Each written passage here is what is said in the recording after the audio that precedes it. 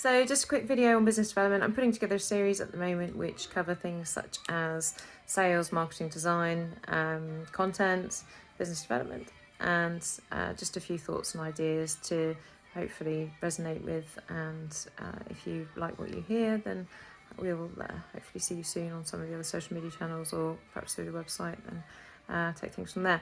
So business development is something which I've been involved with for quite a number of years, and I've worked across a number of different companies. So the challenges and the problems often are very, very similar no matter what size of the company, and it's often a discord that has happened, whether that be internally or with directly with the client. So my main reason for putting this video together is to cover things such as grassroots and business development, and also how that links in with marketing. And I often am shocked at how much disparity there is and how little communication there is between sales, new business, marketing and product development. And they are three key areas that have to be linked. And if you then coordinate that activity with people that are on the front line, the account managers or the actual people dealing with the product or the sales, then that's when things really start to happen. And that is often where things have fallen down, to be honest. You haven't got the necessary communication channels, and therefore you haven't got the necessary data to really connect with the customer, or internally to be able to deliver what the customer wants. So that's generally the crux of business development. However, the three main areas in which to consider are business development in terms of client retention, and then you've also got new business, new sales, and in regards to often marketing or particularly drastic changes in direction, then you've obviously got areas that surround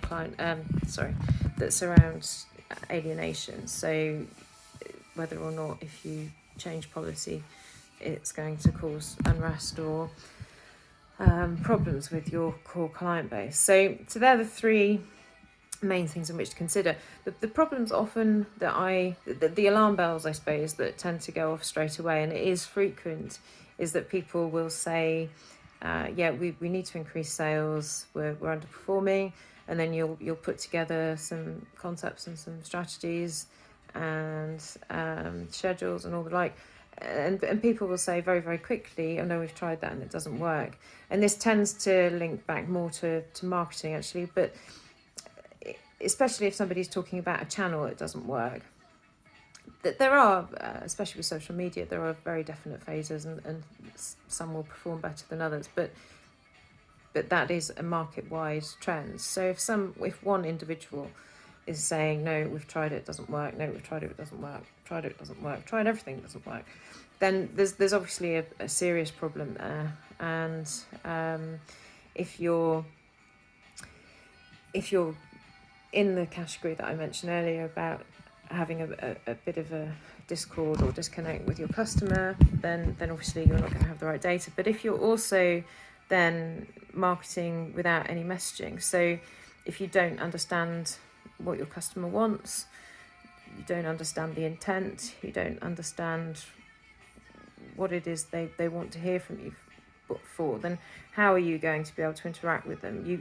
You have to have, certainly with content marketing, you have to have a very exact mix that covers things such as how and why you want to communicate with them, and you have to get that right. You have to know what your value proposition is. You have to know why you're better than the competition. You have to know why it is that they want to choose you. You can't just say, please give me a call, because it's not going to work. And the other thing to consider is, at the moment particularly, there is a lot of, I'm not saying there's a lot of problems, but there's a lot of miscommunicated data or misleading data, I suppose. So I'm thinking particularly along the lines of PPC, for example. So frequently I get to a company who's outsourcing their PPC and they're getting the traffic volume to the site, but the performance just isn't there, and it's an increasingly huge problem. And I've worked in PPC since 2001, so I know it inside out. I'm not necessarily the fastest at actually doing the day-to-day stuff, but in terms of the actual implementation, the messaging, setting it up, I really do know my stuff. So it is, and it's affecting companies no matter what size they are. So if you're getting a lot of the wrong people to your site, then they're interacting with a lot of the wrong messages, and they will be interacting with elements of your site which are continually distorting figures. So in terms of getting to know your customer and what your customer wants, those channels can be really, really negative, and you really have to know what you're doing with the data to be able to analyse that. And you can't just analyse on the stats. You can't just rely on analytics, for example. It's a brilliant platform, and obviously I use it on a daily basis. But in terms of knowing your customer, it's just so dangerous. And if you're so often, this information is affecting marketing strategy, and it's affecting sales, and it's affecting all sorts of things.